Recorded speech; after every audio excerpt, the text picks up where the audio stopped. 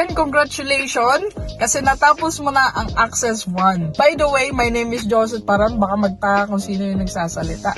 Welcome sa ating Access number 2. Ngayon, ang una kong tanong sa'yo, anong purpose mo kung bakit ka nag-OFW?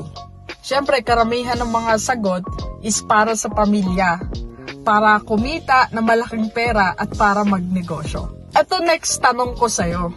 Ilang taon ka na sa ibang bansa pabalik-balik? Ang tanong, nakapag-ipon ka ba ng maayos? Kung ang sagot mo ay hindi, ibig sabihin, pabalik-balik ka lang sa ibang bansa pero hindi ka nakapag-ipon. Nakakalungkot talaga yun. Diba kapag nagkaedad ka na, ang goal mo din is magnegosyo? Ngayon, ang tanong ko, anong klaseng negosyo ang papasukan mo? O gaano kalaki ang pera na kailangan mo sa pagnenegosyo mo? Lalong-lalo na dito sa Pilipinas, sabihin natin, kung makapag-ipon ka ng around 150,000 or 250,000, alam mo ba, kapag nagnenegosyo ka dito sa Pilipinas, kulang ang 150,000 mo. Siguro appliances, materials pa lang yan.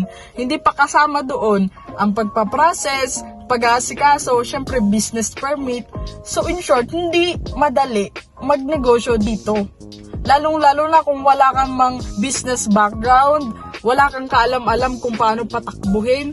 Tapos ang mangyayari, ipapaubaya mo sa pinsan mo, sa nanay, sa tatay mo, or in short, sa kamag-anak mo sa buhay. Malaking lugi ang aabutin mo dun. Lalong-lalo na kapag wala silang experiences sa pag-handle ng negosyo. So malaking sayang talaga ang aabutin. Ito pa ang tanong ko.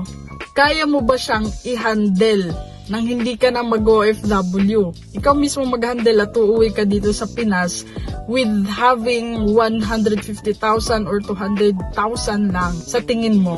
Kasi ito pa malupit, kung wala kang knowledge when it comes to business, malulugi ka po talaga. Lalong-lalo na kung ipapaubaya mo lang sa mga kamag-anak mo.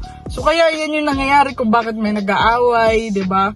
Yung mga hatian or something, sumbatan sa mga kamag-anak, sa pamilya. Kasi may mga OFW na nag-business, nasa abroad sila, tapos hinandle lang ng mga kamag-anak na naandito sa Pilipinas. Ngayon kabayan, meron kaming negosyo na swak at patok sa kagaya mong OFW na mas makakatulong, lalong-lalo na preparing para sa pagtanda mo or in the future sa mga mahal mo sa buhay, 'di ba? Para sa pamilya mo na kahit konting knowledge or kahit hindi ka techie, hindi ka marunong or something, wala kang knowledge when it comes to business, kahit sa liit lang na kapital, kayang-kaya mong kumita ng 14 million. So anyway, congratulations!